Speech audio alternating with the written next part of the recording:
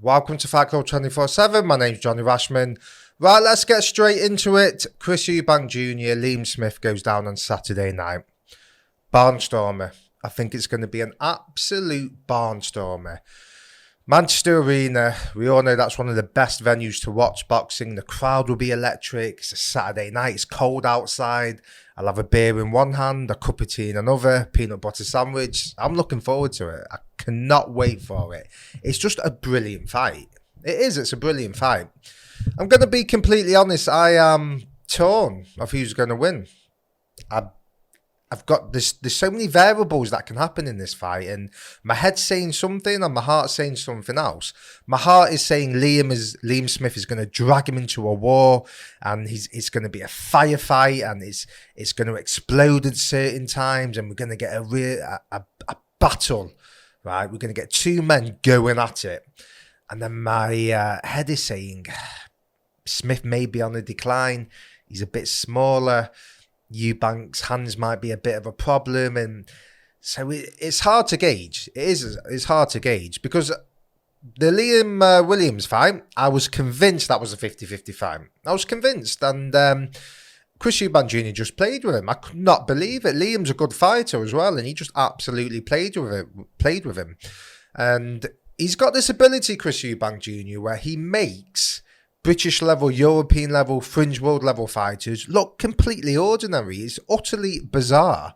Like, he can make you look ordinary, like a complete amateur. But then when he steps up to elite level, his lack of amateur background shows. You know, when he comes against someone with a good jab and with good boxing fundamentals, he struggles a bit. So it's a difficult one because it's 2023 and we still don't know how good Chris Eubank Jr. is. We don't.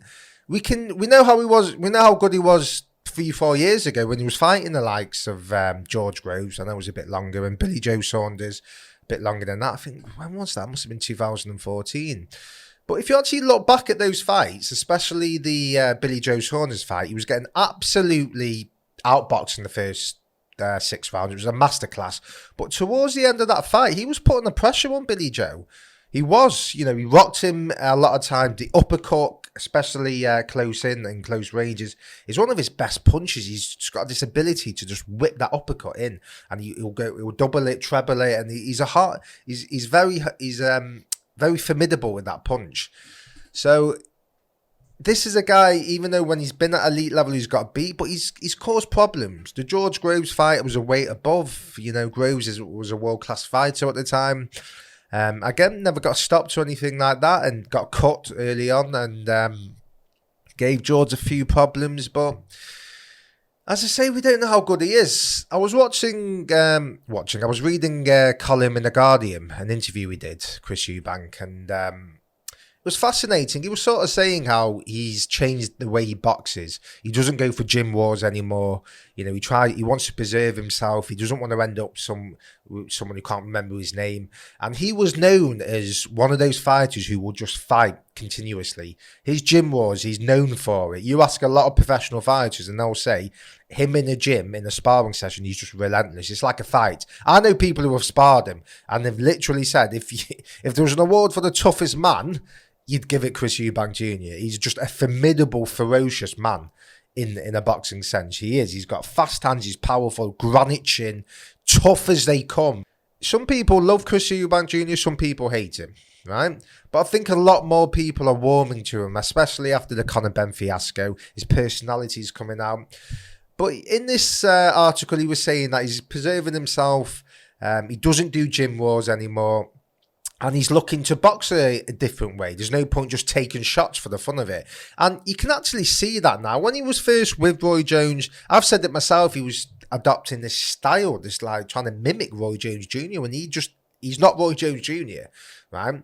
But now I'm thinking maybe he's not just trying to copy him. Maybe that is part of his plan, that he is trying to not take so much damage, because we all have a laugh and a joke, and we all talk about, and we all take boxing seriously, and we all bash people if we think they need bashing. But you got to remember, it's an incredibly dangerous sport. It's an extremely dangerous sport, right? Where you can literally die in there, right? And if you don't, and it's not even about dying, it's long-term implications. You know, if you get hit repeatedly, by the time you're 38, 40, you're going to struggle remembering stuff. You're going to struggle talking properly. Do you know what I mean? So I think sometimes we do have to remember that they are getting hit in the head, right? So if he's changed his style because of that, who am I to fucking argue with that? And maybe it works for him. In this fight, I don't think he's going to go wall to wall with Liam. I don't. Liam, I expect to just go on the front foot. He cuts the ring off very well. He doesn't do anything incredibly well. He doesn't look spectacular, but he does everything solidly. He's got good defense, high guard. He's a good body puncher. Well, I say he's a great body puncher. Good combination puncher, fast hands.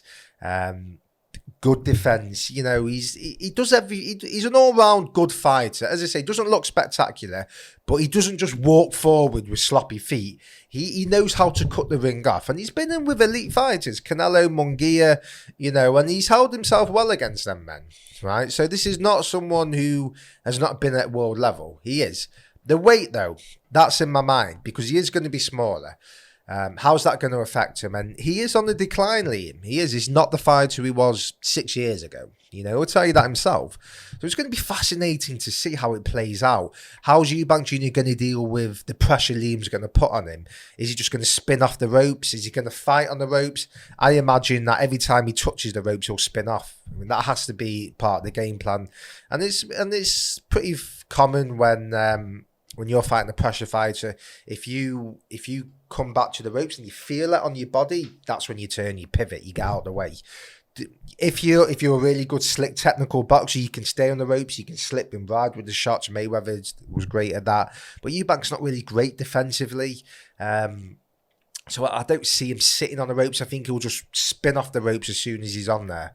But it's got to catch fire. It can't be the same fight as Liam Williams. I'm going to be absolutely shocked if he's dancing around Eubank Jr., messing around, mocking him. I'll be shocked, right, if that happens. Because Liam's a serious fighter, Liam Smith. He's proved he's a world-class fighter. Okay, he's not elite or anything, but he's proved he's a world-class fighter. He was a world champion, right? This is not, this is not a bum. So it's a fascinating fight. My prediction. It's tough on this.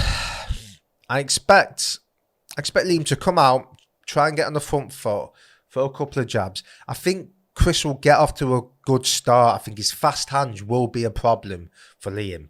He will, because the guard will be there, and I think Eubank will try and whip shots in and just try and maybe just throw a combination punches, not just look for the solid shot. I think Liam will have issues with that. But I expect Liam to just inch closer, and just get in there and have success on the inside. I do. I expect him to make it uncomfortable for Chris Eubank Jr. And I think it will catch fire in parts. I really do.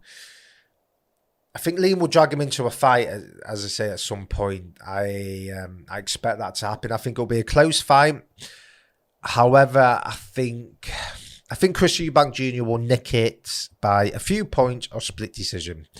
That's what I think. I think the hand speed and the size will be the defining factors in this fight. And the fact that Liam's on a decline. I have said that Liam should be the favourite. And as I say in my heart, he should be. Because really, he's the better boxer. Like, all round. That is the case to say that. And but, 34, I think he is. Bigger weight. I think that'll be the factor. So I expect Eubank Jr. to win by a few points or split decision. But I can't wait. Looking forward to it. It's a good card. Is it pay-per-view worthy? I don't believe it is. But in today's market, I mean, look what we're getting. The garbage of YouTube, boxing, and that's pay-per-view and other fights pay-per-view. Adrian Brown, the Hank Lundy. If you're going to put that on pay-per-view, then you have to say this is pay-per-view. But I'll pay it. I'm happy to pay it. I think it's a good, solid night of boxing. Echo Esserman and Chris Congo, it's a good fight, close fight. Jack Massey, Joe Parker, I know people are bashing that fight. But look, it's a great opportunity for Jack Massey. If he performs well in that fight, things open for him. I think he has been struggling to get opportunities at world level. So It's a bit of a bizarre fight, I'm not going to lie, but you know, he's a Manchester lad. I'm looking forward to it, and yeah, as I say, I can't wait. I think it's a real UK night of boxing. It's sexy, you know. The smoke in the Manchester Arena will be coming out before the main event. Every beers will be flowing. You know what I mean? This is real boxing. This is not pretend boxing. This is real boxing. So I'm looking forward to it. Let me know your thoughts. Who's going to win, Chris Eubank Jr. or Liam Smith? Like, comment, subscribe. Let me know.